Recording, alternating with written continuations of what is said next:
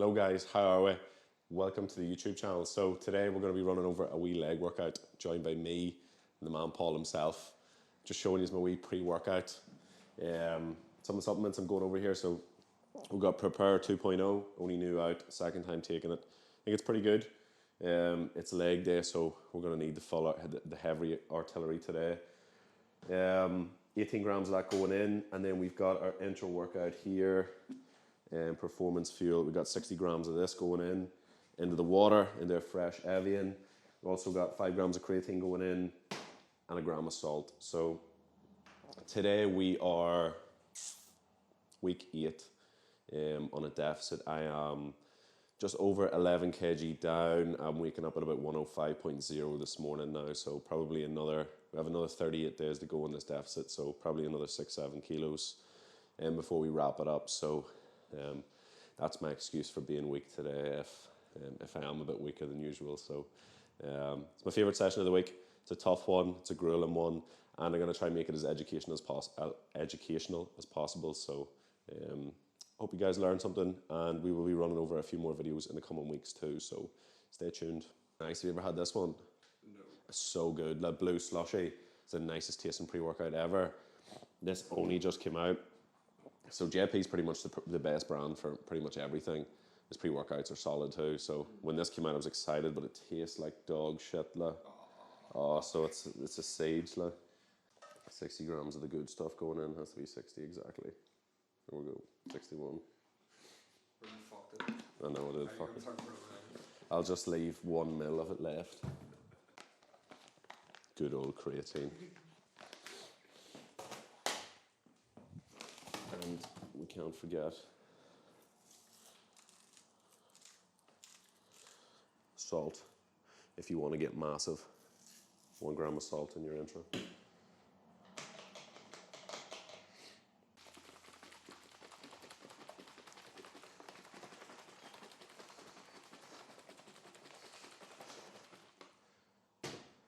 Yes.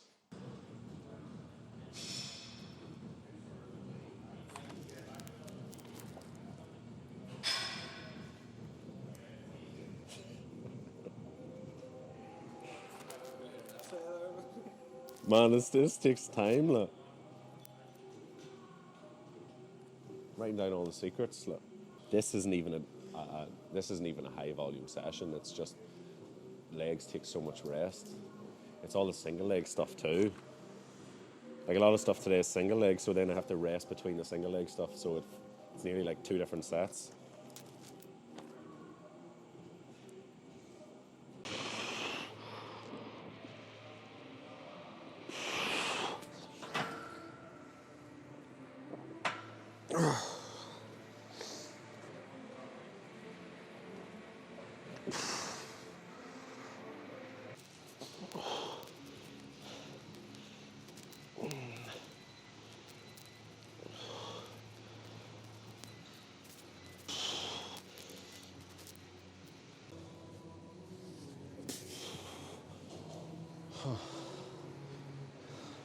Now we're ready to go. Okay, so number 1, adductors. As I said before, this is great. Adductors, they're heavily responsible in hip extension, so one of the main movements we're moving on to is RDL, so this is going to be a great way to get the hips opened up, get them primed. It's going to increase stability whenever we go on to those bigger movements too. Plus, you'll find that adductors, it's not really going to take much away from the leg session further on in the workout, so it's a great way to get warmed up, get your hips primed without taking much away from the other volume in the remainder of the session. One thing that you'll see as I work through all these exercises today that some people may find a bit confusing is whenever we get to our working weight, on the way up, the warm-ups, they're usually there's not very many reps, so whenever we move on to heavier RDLs or even when we're stacking this, you'll see that I'm not fatiguing myself very much in the warm-ups. It's 3, 4, 5 reps, especially as we get closer to the working weight, I back off on the reps, so you'll see that as I get into it. But on this, it's important, remain in your active range of motion. Don't go out too wide, because this is something that you could definitely turn adductor very, very easily, especially in a gym like this where it's freezing, it's cold, and you're not warmed up properly. So stay within your active range of motion. And don't never go too explosive on the way in on these. This should always be done very slow and controlled. So let's get on with it. Oh. One of the things you'll see, like my starting position is literally just outside my active range of motion, or just kind of on the edge of it. So you'll see it doesn't require much effort to get into it. It would be unwise to start out here, because that's where I'm more likely to tear an adductor, because I don't have the mobility or the strength to be all the way out here. So you would have it setting in much closer. Now that I've set that out, you're just going to come in just out as far as you can comfortably. Don't force it out any wider.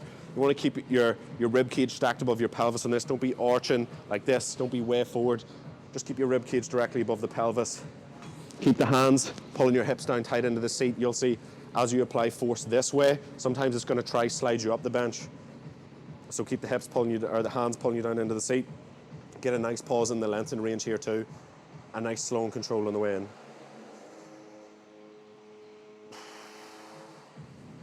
As I get heavier and heavier on my warm-ups, the reps will incrementally come down until I get close to the working weight. Usually for my first exercise, I'm looking 3-4 warm-up sets. The bigger and stronger you get, the more warm-up sets you're going to need. So anywhere from 3-4, even 2 warm-up sets is fine, but you should never be coming in and just throwing on the weight that is your working set. If you're given, 2 sets of 8 to 10, whatever it is, your first set should definitely not be a working set. You should do warm-ups on the way up to that to get you primed, get you ready, get the blood flowing, get the joints lubricated, and get your mind ready for it too. So we're going to slowly work our way up until we're getting to stack plus 85, something like that. So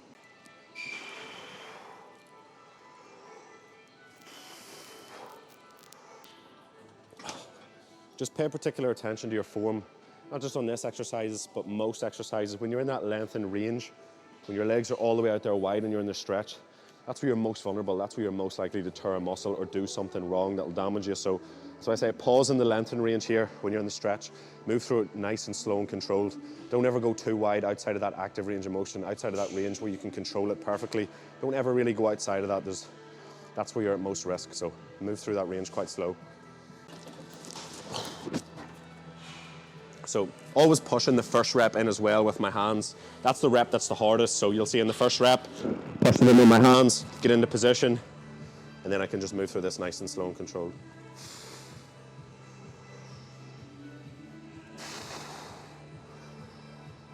See, it's nice and easy sitting this down. That's still within my active range of motion whenever I'm in a length and range letting that down. You don't want to have to be very uncomfortable when you're getting out of this. And that's when you will tear something.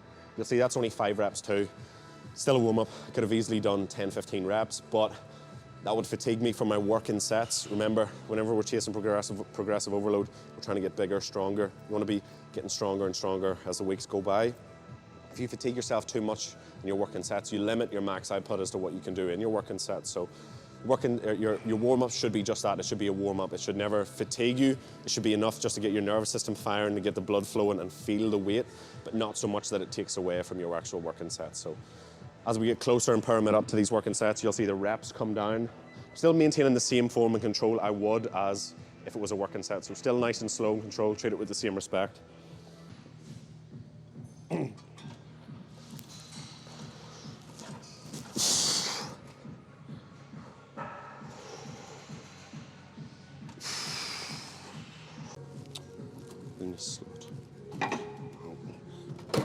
See, this is always a dodgy bit here because it's slanted. I'm always like, is it going to hold?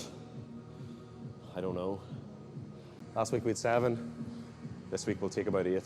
7 will be okay too. I'm about 2 kilos down since last time I ran through this workout. So if I maintain, I'll take that as a win as well.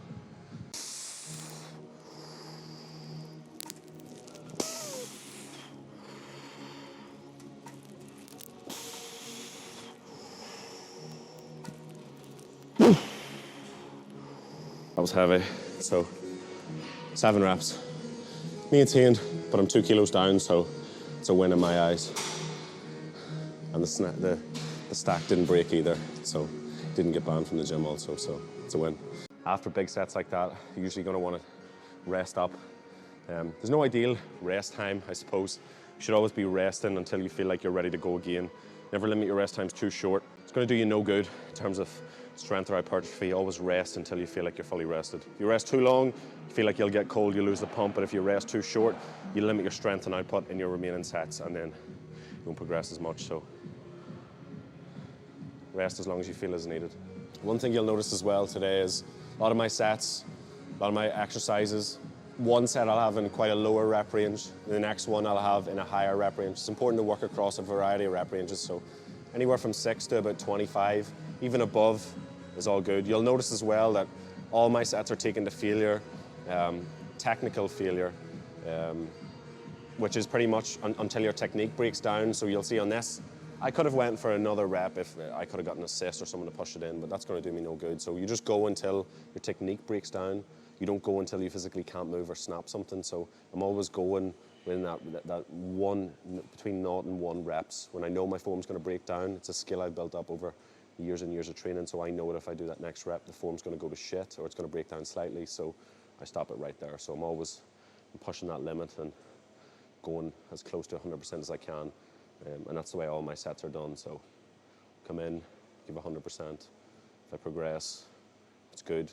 It means we're progressing, we're building tissue, getting stronger, building muscle, go home and rest up. Do the same again next week. As this one is what you would call my back off set, it's a bit of a higher rep range. It's between 15 and 20. I'm usually going to move through it with a bit more speed, because if I go through it with the same speed I did the 68 reps, I'm going to be here all day doing that tempo. So higher reps, you can generally run through them at a wee bit quicker pace.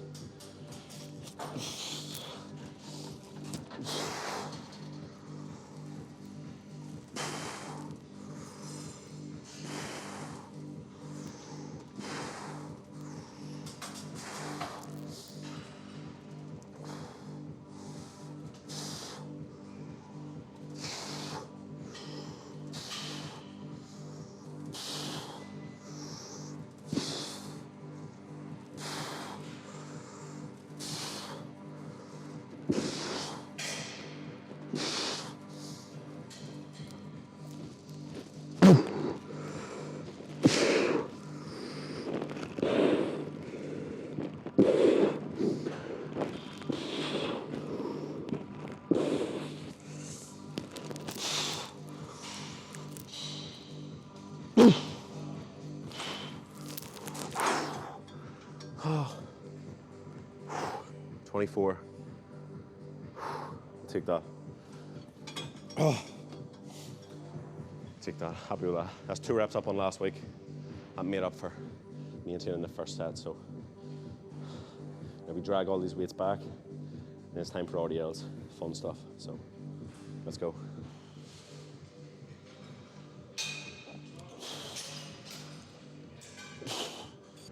Whenever I'm doing this, I'm very specific about the types of bars I use. So I'm going to take this blue bar here.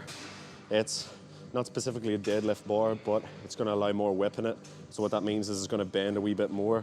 So it's going to be a bit more flex in it, whereas this is a stiff bar here. This is a squat bar for squatting, so there's not going to be as much give in the bar. Usually when you get to about 200 kilos, when you're deadlifting or RDLing, some bars will remain incredibly stiff. So whenever you're deadlifting it from the ground or RDLing it from low, it's going to be much easier with a bar that has a bit of whip in it versus one that's dead stiff. So I like to stay consistent. I like to use the same bars, same benches, same setups every time. So leave nothing to chance.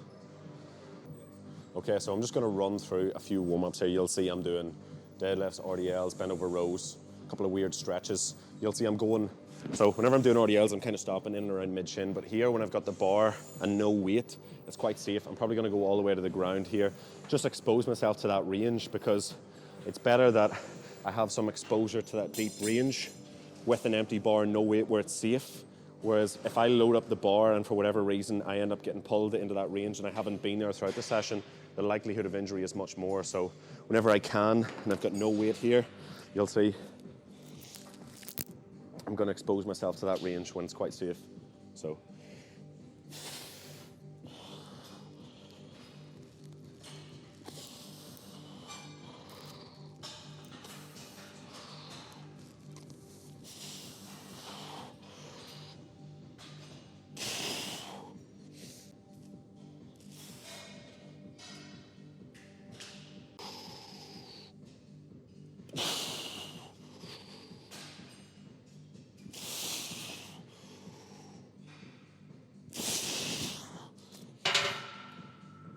So just exposing myself to all them different ranges of motion that I won't be doing once I have weight on the bar, but it's better that I pre-expose myself to those when there's no weight and it's safest, versus having loads of weight on the bar and it pulling me down there and me being cold and not exposed to them beforehand. So keep myself a bit safer.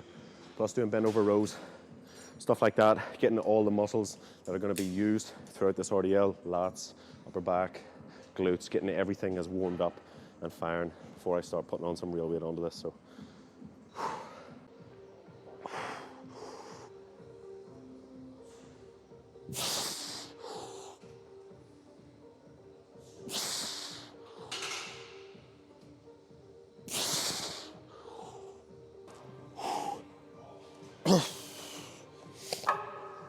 usually when I get to around 3 plates on this, straps and chalk come out.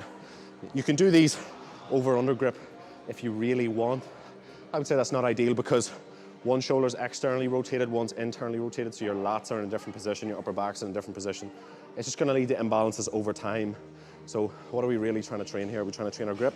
Are we trying to train our glutes, hamstrings, our lower back, our lats, our upper back? You decide. So don't leave your grip as a limiting factor. Get some chalk on if you need. Get some straps on. Benefit of the straps too, you can go double overhand, and the weight, your forearms will be a limiting factor, because look at the size of your forearms, which is responsible for gripping, and look at the size of your glutes and hamstrings. Your glutes and hamstrings are far bigger. They can move far more weight than your hands can hold, so strap up. Whenever we're using the straps too, see a lot of people put them on wrong. Straps come this way, between this thumb and between this finger and this thumb, out this way. If your straps are on like this, it's upside down, just like this. Get it nice and tight. The wrist support should be above your wrist, coming out like this.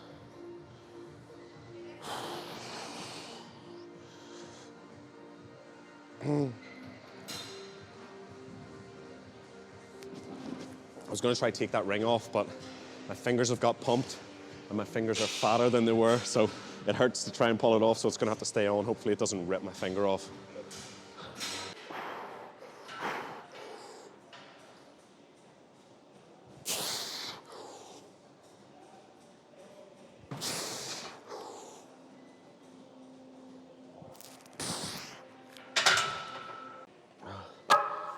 Whew. Last warm up. We'll see how this feels. It's important to get adequate rest between these two. Even though it's not a working set, I'm getting closer and closer, so usually my warm-ups are going to take a wee bit longer and longer. Just making sure I'm fully prepared, fully recovered, ready to go. Like I said before, if you don't rest enough, you're going to limit that output you can put into your next set. So don't worry about resting too long. Just don't rest so long that you get out of focus, get cold and lose your pump. Don't rest so short that you're too fatigued to go into your next set and actually attack it properly. So usually for heavier movements like this, RDLs, squats, hack squats, big heavy movements, compound lifts, the rest times are going to be more so than that of like a bicep curl or a tricep extension. So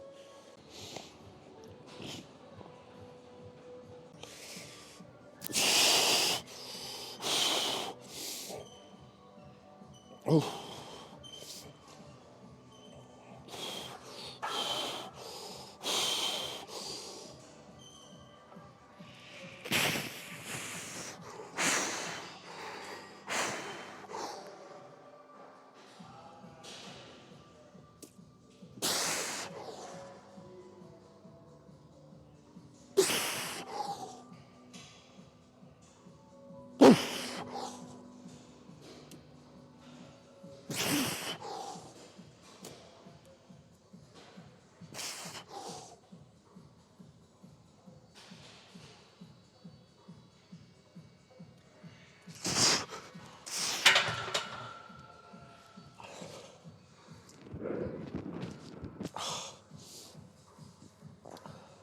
That was pretty tough.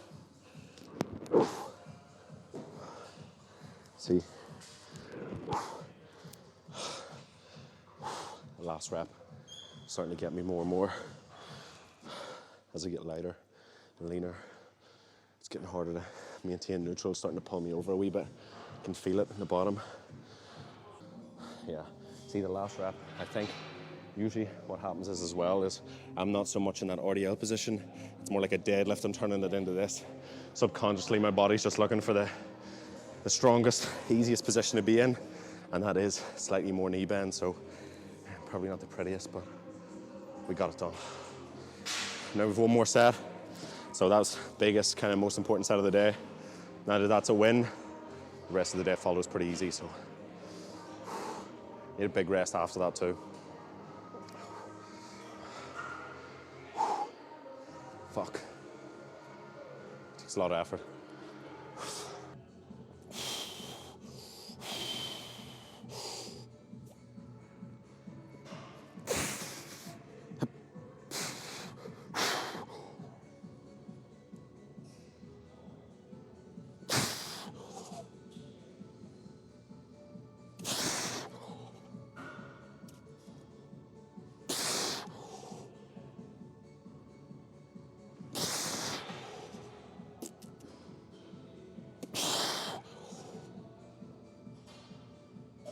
Ooh.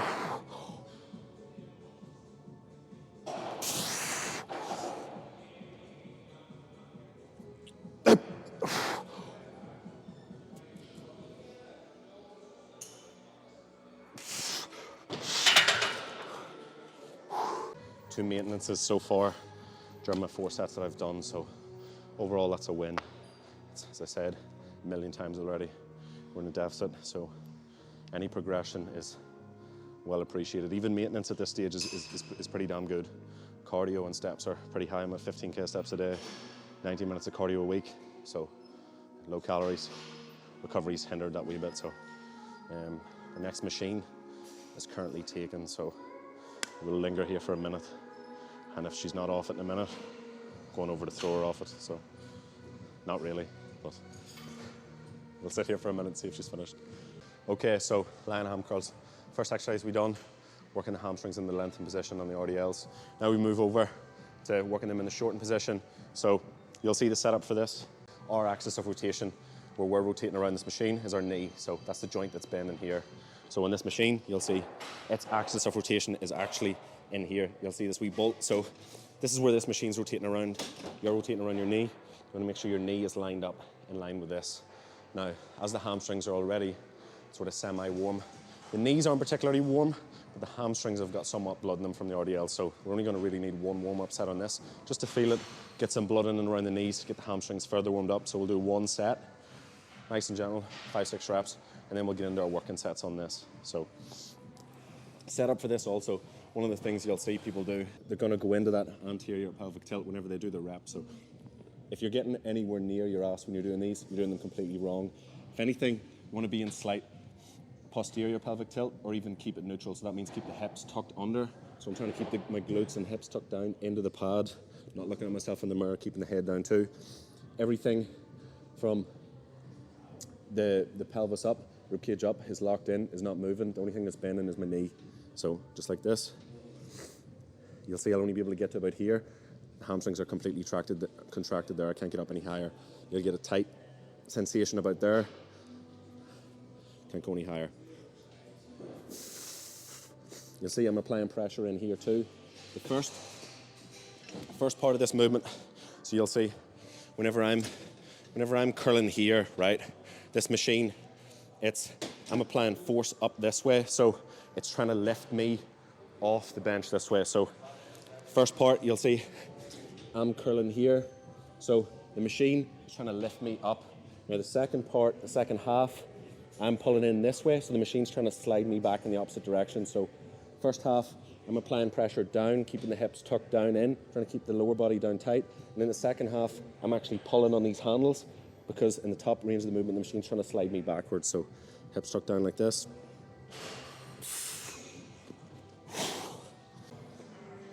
So we're going to get into our working sets here. You'll see I'm paying particular attention, keeping everything from the pelvis up, stabilized. Only thing moving is around the knee. Doing my best to keep the hips tucked down. A wee bit of anterior pelvic tilt, hips lifting is going to happen. The goal is to minimize that. As I said, you should only be getting to about here. If you're getting the pad anywhere near your ass, you're doing this completely wrong. See, the thing is, whenever you keep your hamstrings are here, right? So you're trying to get this end of your hamstrings towards this end to contract your hamstrings, okay? Once you lift that butt off the pad and your butt starts to get higher, what you're doing is you're taking that insertion point of your hamstrings and moving it higher. So you're trying to bring two ends of your hamstring together to contract it, whereas if your hips lift, your hamstrings are never really getting short. The one end of it's just chasing it, while the contraction end of it is just moving further away. So keep the hips tucked down and paying particular attention, stopping in the lengthened position here at the bottom as well, just so I'm moving with control, no bounce. So let's go.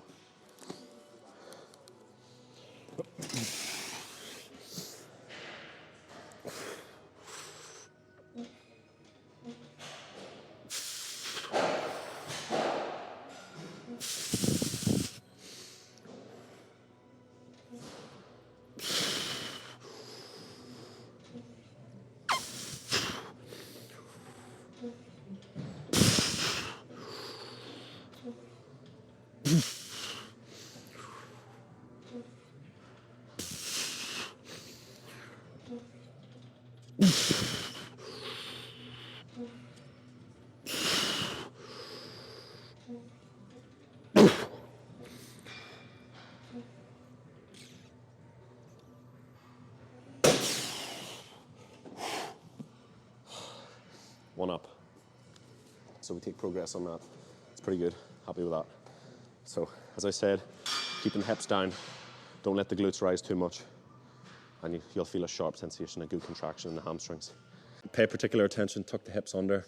Think of that scared dog position. I'm trying to wrap myself in a C around this. So trying to pull my upper body down in this way, trying to pull my legs down and under in that C position.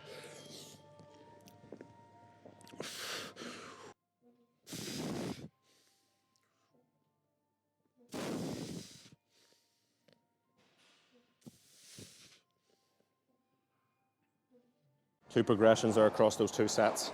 Hamstrings are a weakness, something I'm working on this block, so very good. Isolation movements like this, where it's not particularly requiring much bracing, the load's not as heavy, so even deep into a deficit I can continue to progress these a lot easier than something like an RDL or a barbell squat or a dumbbell press, so no excuse not for progressing these. Even whenever I'm doing something like this where I need to be particularly aware of my foot position, I am trying to line it up so that I'm using the lines, these tiles on the floor. So wherever I'm placing my feet, I'm trying to remember, oh right, so the tips of my shoelaces are running across. See these lines in the floor? So I'm trying to match it up. So any exercise you need to be particularly aware of where your foot position is, whether it's dumbbell rows, squats, lunges, whatever it is. I'm using whatever I can on the ground to line myself up so I know that every set is consistent, every warm-up, every working set is consistent. So paying particular attention, trying to line this up.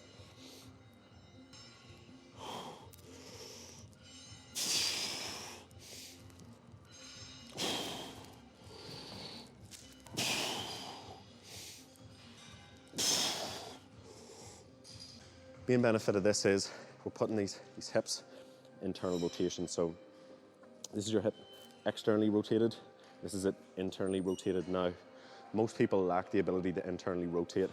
Whenever you internally rotate a joint, that's how you produce most force. So most people, whether they barbell split squat or barbell squat, whether they hack squat, whatever it is they're doing, they simply lack that internal rotation without knowing it. So do an exercise like this, it's going to work on that internal rotation, it's going to improve that, it's going to maximally improve your output. So a lot of people don't even realize, but they simply lack the ability to internally rotate. So even if we take the upper body for an example, how you throw a punch by internally rotating. So this is your shoulder externally rotated. Whenever you internally rotate, you generate most force. If you start internally rotated and you externally rotate, you can't produce much force. So the lower body is the same. How you produce max force is going through internal rotation. So on this, we're increasing our ability to get further and further into that internal rotation, and thus going to increase our power output. It's going to keep us safer, and it's contralaterally loaded as well. So that's what's going to pull us into this position. So that means that once I get weight loaded on this, it's going to be opposite side to the working leg. So you'll see whenever I go through these sets that whatever leg's forward, it's contralaterally loaded, so the weight's held in the opposite hand. That's pulling me further into that internal rotation. So this would be my hips kind of neutral, internally rotating in here, coming across like this.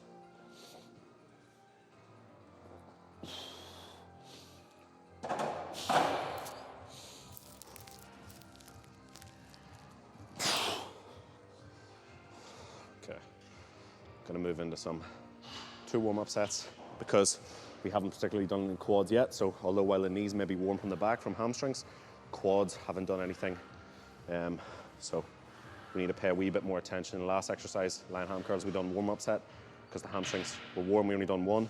This time the quads are cold, so we'll do about 2 warm-up sets, then we're good to go. So let's get into it. Dumbbells in line with the midfoot, kind of where the shoelaces are. That's where my center of stability is. Coming straight up and down.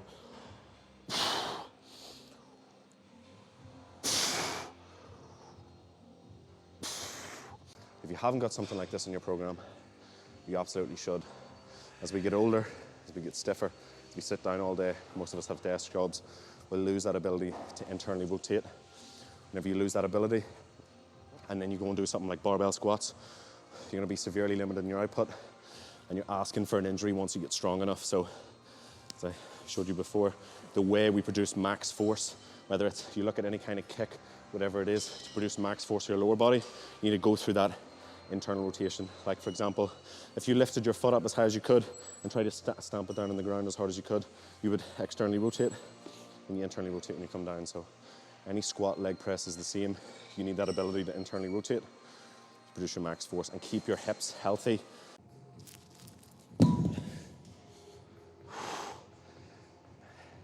That's some heavy ass weight.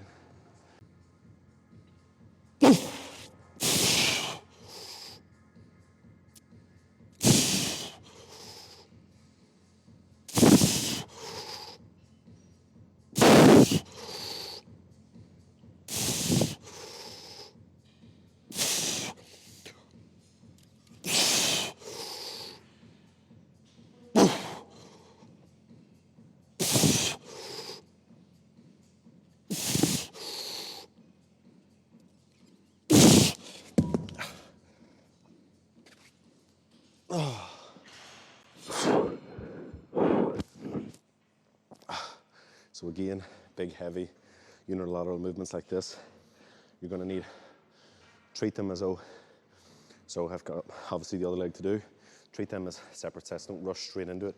See how out of breath, how fatigued I am. If I was to rush straight into the next one, there's no way I'm going to match that output. That was pretty much as close to failure as I can safely go. I wasn't going to get the next rep. So if I was to go straight into it, I'd be down a couple reps at least. Take a minute, catch your breath, and then go again. That way you're going to get more out of it, you're going to be safer. So, fucking hell.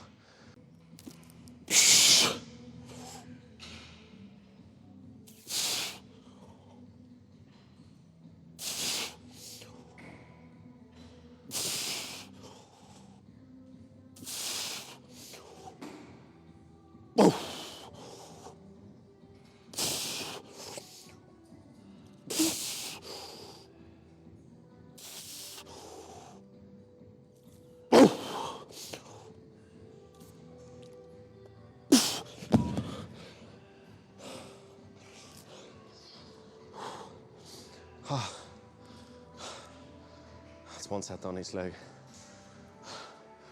Back off sets now.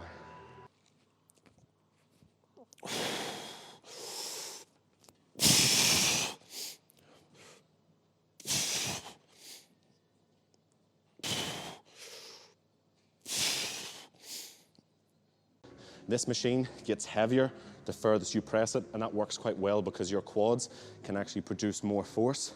The straighter your legs get, the more force your quads can produce. So, for example, a leg press like this is quite heavy in the length and it's light in the top. So this here is the opposite. So it's one of the few machines where we can bias our legs in that shortened contraction position. So it's a very, very good piece. And because of that, you're weak at the bottom where it's light, you're strong at the top where it's heavy. So every inch of that rep, it feels super heavy. So that's why you'll see on this machine, if it's a tough set of 10, rep 1 feels like a 1 rep max all the way to 10, simply because that weight's getting heavier as you get stronger and it's dropping off as you get weaker, so it's evenly fatiguing throughout. So really, really good piece. If you have a piece like this in your gym, I would make use of it, utilize it.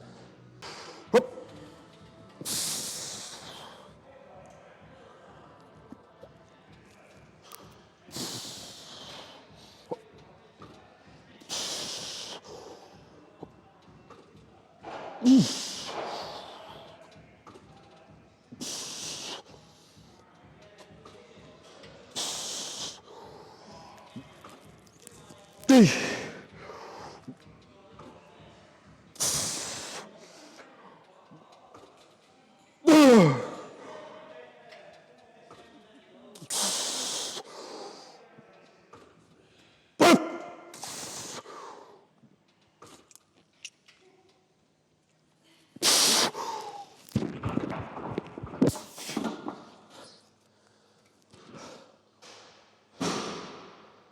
Yeah. Success. Oh, Jesus, my head. Fucking.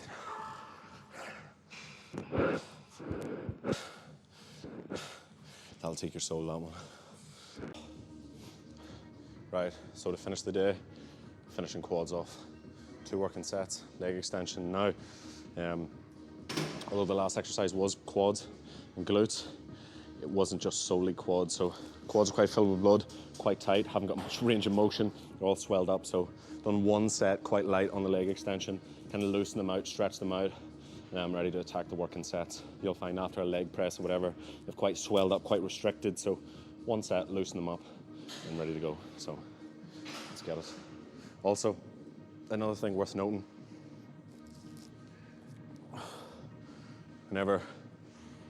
now ideally, whenever you're doing your leg extensions, you want the shin pad as high up your shin as you can possibly tolerate. So for this one's broke. Now, this is probably the best leg extension in this gym, as mistreated as it is. But what you do is pull this up, and once your legs make contact with it, the shin pad's not gonna go any higher or lower throughout the remainder of the set. So instead, shin pad as high up the shins as you can tolerate. Also, you can start from here. A lot of the stuff, the split squats and everything, typically our quads are getting worked through that lengthened range. So we don't really need to move through that lengthened range so much here, especially in my other leg day, the lengthened range is getting taxed a lot. So here, we're gonna move through the shortened range in particular, mid to shortened. We don't need to worry about the lengthened range too much on this. So we're gonna start off here.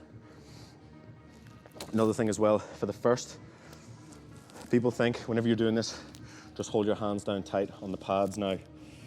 For the first half of this movement, the weight is trying to pull you forward. You'll see I'm pushing this way, the weight's pushing back, so it's trying to push me out of the seat. So for the first half of the movement, I'm not pulling down, I'm actually pulling myself backwards into the seat. At the top here, it's pulling me up, so I'm pulling down. So first half of the movement, I'm pulling back into the seat. Second half of the movement at the top, I'm actually pulling down. So 2 different directions.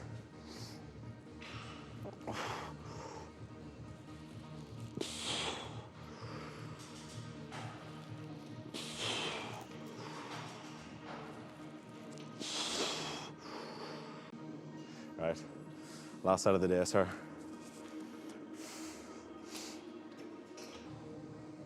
Oh.